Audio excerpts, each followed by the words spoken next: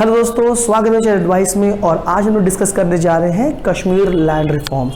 तो ये एक बहुत ही इंपॉर्टेंट मुद्दा है क्योंकि हम लोग कश्मीर के बारे में ज़्यादा जानते नहीं हैं।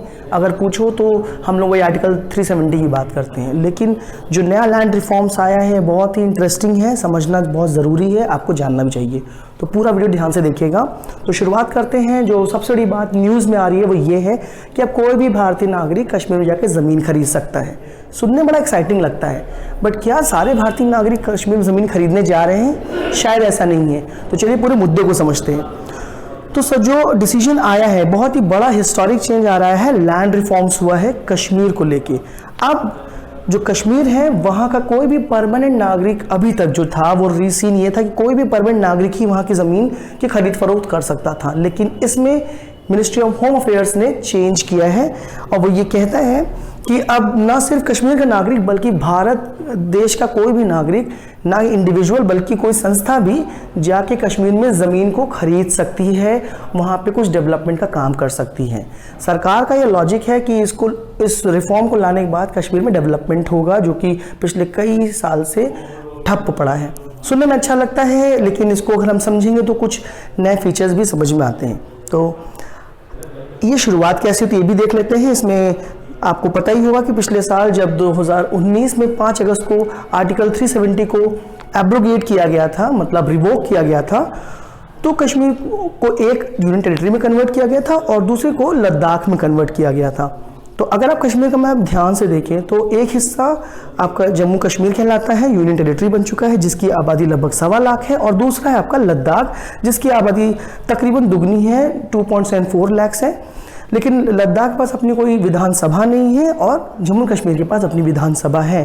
ज़रा ध्यान से मैप देखिएगा तो ऊपर का हिस्सा पाक ऑक्यूपाइड कश्मीर है लेफ्ट हैंड साइड, और राइट हैंड साइड चाइना ने जो हथियार रखा है उसको अक्साई चीन बोलते हैं। अब जो नया रूल आया उसके बारे में बता दूं, तो जो नया रूल आया है उसका नाम है union territory of Jammu and Kashmir reorganisation third order. ये पिछले साल में तीसरा एक बड़ा थर्ड ऑर्डर आया है, और ये जो रूल है वो कहता है कि आप कोई भी परमानेंट सिटीजन भारत का वहाँ पे ज़मीन खरीद सकता है कश्मीर में। हालांकि इंटरेस्टिंग बात ये है कि लद्दाख में जाकर ज़मीन खरीद सकते हैं क्योंकि वहाँ के ट्राइबल लीडर्स ने इसका अपोज किया है। इसके लिए सरकार कुछ तैयारी करके एक डिफरेंट लैंड रिफॉर्म या डिफरेंट लैंड लॉज लेके आ रही है। जल्दी आएगी, जैसे आएगी तो मैं आपको उसके बारे में इन्फॉर्म कर दूंगा। अब बात कर लेते हैं की शुरुआत कैसे होती है। तो आपको पता ही होगा जब से यूनियन टेरिटरी बना है तब से इसके जो रूल्स हैं वो सेंटर के पास आ गए हैं, और होम मिनिस्ट्री के पास अब ये पावर है कि वो उनके एक्ट को, रूल को मॉडिफाई कर सकती है। और इसी को देखते हुए जो Jammu and Kashmir development act 1970 और Jammu and Kashmir land revenue act 1996 को मिनिस्ट्री ऑफ होम अफेयर्स, गृह मंत्रालय ने चेंज कर दिया है, मॉडिफाई कर दिया है। अब ये दोनों एक्ट को थोड़ा हम लोग समझ लेते हैं। तो Jammu and Kashmir development act 1970 ये कहता है कि जो भी मुद्दे हैं वहाँ के डेवलपमेंट से, इंफ्रास्ट्रक्चर से जुड़े, जब ज़मीन का इस्तेमाल हो वहाँ की पब्लिक प्रॉपर्टी के लिए, जैसे school, college, office, roads, industries के लिए या हॉस्पिटल बनाने के लिए, तो उसके लिए जम्मू कश्मीर डेवलपमेंट एक्ट को ही फॉलो किया जाएगा। दूसरा, अगर आप Jammu Kashmir land revenue act की बात करते जो कि 1996 में आया था, ये डिस्कस करता है कि जम्मू कश्मीर के लोग ही वहाँ की ज़मीन खरीद सकते हैं, लेकिन अब इसमें एक मॉडिफिकेशन किया गया, सरकार ने इसी एक्ट में मॉडिफिकेशन किया है। वो ये है कि आप कोई भी सिटीज़न इंडिया का वहाँ ज़मीन खरीद सकता है जम्मू कश्मीर में, लद्दाख में नहीं खरीद सकता, याद रखिएगा। अब जो अभी तक कहते हैं कि एग्रीकल्चर लैंड आप नहीं खरीद सकते हैं, फिलहाल टेक्निकली अभी भी नहीं खरीद सकते हैं, लेकिन एक क्लॉज इसमें ऐड किया गया है कि अगर सरकार का अप्रूवल मिल जाए तो आप एग्रीकल्चर लैंड को खरीद सकते हैं। आपको उसके लिए सर्टिफिकेशन और अप्रूवल लेटर लेना पड़ेगा किसी सरकारी संस्था या ऑफिसर से। उसका एक प्रोसीजर है, वो आपको आगे बताया जाएगा जल्दी ही अगले वीडियो में। अब हम लोग बात करते हैं कि सरकार ने ये भी कहा है कि कोई भी वहाँ का नागरिक जो अपनी ज़मीन बेचना चाहता है एग्रीकल्चर लैंड को, वो बेच सकता है किसी पब्लिक ट्रस्ट को। किस पर्पस के लिए? चैरिटेबल पर्पस के लिए बेच सकता है, हॉस्पिटल के लिए, हेल्थ केयर के लिए बेच सकता है, स्कूल कॉलेज के लिए बेच सकता है, या इंडस्ट्रियल पर्पस के लिए भी बेच सकता है, मॉर्गेज कर सकता है, कुछ भी कर सकता है। लेकिन शर्त वही है कि उसको सरकारी अधिकारी या सरकार से अप्रूवल लेना पड़ेगा। इसकी डिटेल बहुत जल्द आएगी, जैसे आएगा मैं आपको ज़रूर से बताऊँगा। अब जो अमेंडमेंट्स हुए हैं उसको थोड़ा समझ लें। तो फिलहाल एक नया क्लॉज इंसर्ट किया गया है, वो ये है कि अब एक बोर्ड ऑफ रेवेन्यू होगा जो एग्रीकल्चर लैंड की डेफिनेशन को डिफाइन करेगा। ठीक है, अब एग्रीकल्चर लैंड को किसको माना जाए और किसको ना माना जाए ये डिसाइड करेगा बोर्ड ऑफ रेवेन्यू।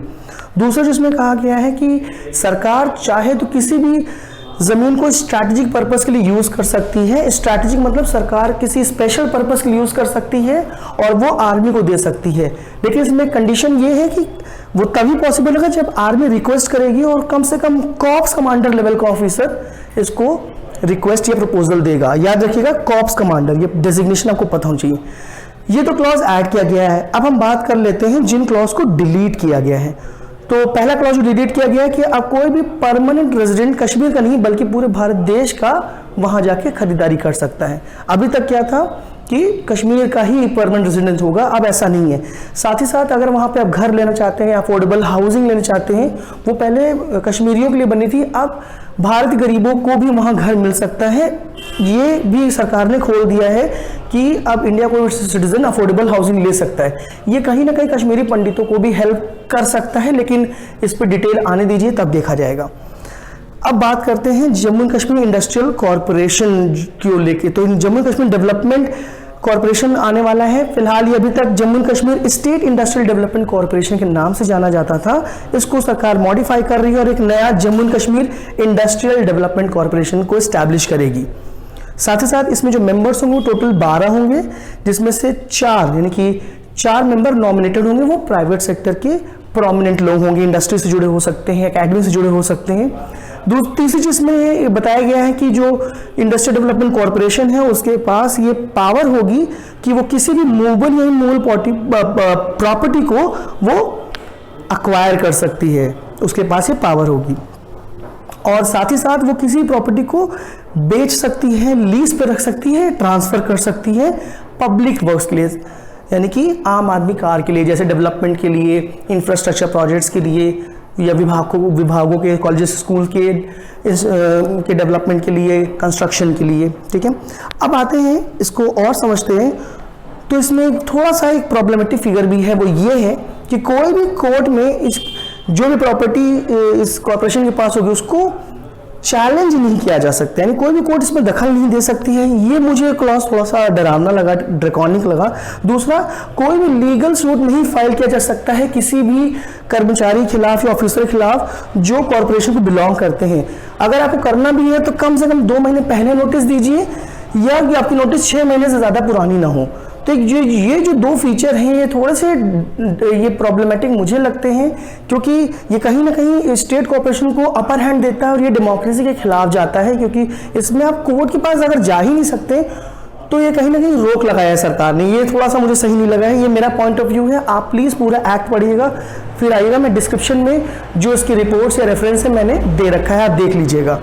अब बात करते हैं हिंदुस्तान की। तो हिंदुस्तान का जो जम्मू कश्मीर का जो आर्टिकल 370 पिछले साल 5 अगस्त को एब्रोगेट किया गया था, उसमें सिर्फ 370 नहीं 35A को भी रिपील किया गया था। याद होगा 35A वही एक्ट जो ज़मीन के खरीद फरोख्त से जुड़ा है।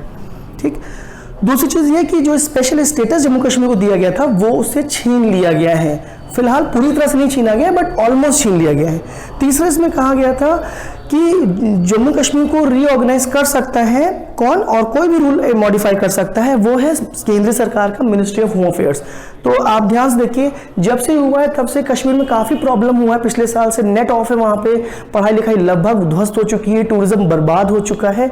और अगर हम इधर देखें तो जम्मू कश्मीर में चाइना का इन्फिल्ट्रेशन बढ़ा है, लद्दाख में भी पहुंच चुके हैं चाइना वाले, और इंडो चाइना का टसल चल ही रहा है। और वहाँ पे फिलहाल कोई सरकार नहीं है, राष्ट्रपति शासन लागू है। वहाँ के जितने बड़े प्रोमिनेंट लीडर्स थे उनको पिछले 1 साल तक नज़रबंद रखा गया था, फिलहाल उनको बाहर छोड़ा गया है, जिसमें फारूक अब्दुल्ला है और महबूबा मुफ्ती हैं। फिलहाल देखते हैं इसमें आगे होता क्या है। अब एक बार फिर से इसकी समरी समझ लेते हैं। तो शॉर्ट में अगर बताऊं तो जो नया लॉ है वो जो एक्सक्लूसिव राइट था वहाँ के परमानेंट रेजिडेंट्स के पास, वहाँ के परमानेंट नागरिकों के पास, वो उनसे ले लिया गया है, खत्म कर दिया गया है। अब कोई भी लोग, इंसान, भारतीय सिटीजन नागरिक या कोई भी इन्वेस्टर जम्मू कश्मीर की यूनियन टेरिटरी में आके ज़मीन खरीद सकता है। तीसरा, कि अभी तक जो एग्रीकल्चर की जो ज़मीन है उसको खरीद सकते हैं, लेकिन नॉन एग्री पर्पस के लिए यूज़ करेंगे आप, ठीक है। उसका एक प्रोसीजर है, और अब कोई भी ज़मीन को हम ट्रांसफ़र कर सकते हैं किसी इंस्टीट्यूशन को, अगर हमारा पर्पस हेल्थ केयर है या एजुकेशन है या डेवलपमेंट प्रोसीजर के लिए। साथ ही साथ स्ट्रैटेजिक पर्पस के लिए कोई भी आरबी ऑफिसर सरकार को रिक्वेस्ट कर सकता है कि सरकार कश्मीर में ज़मीन को रख सकती है, और वो ऑफिसर की रैंक कम से कम कॉर्प्स कमांडर से कम नहीं होनी चाहिए। तो ये समरी मैंने आपको बता दी। मैं उम्मीद करता हूँ ये वीडियो आपको समझ में आया होगा, और अगर पसंद आया तो उस वीडियो को ज़रूर सब्सक्राइब कीजिएगा, शेयर कीजिएगा, और हाँ, अपने व्यू ज़रूर मुझे दीजिएगा ताकि मैं कुछ और अच्छे वीडियोज़ बना सकूँ। बहुत बहुत शुक्रिया, धन्यवाद।